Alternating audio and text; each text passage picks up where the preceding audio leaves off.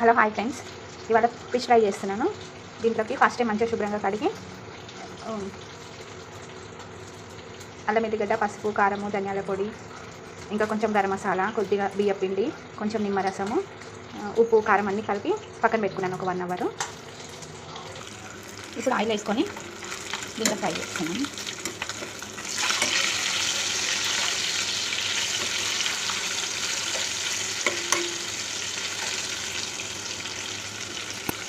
Subscribe చేయండి, like చేయండి, కామెంట్లో పెట్టండి ఎలాగుందో.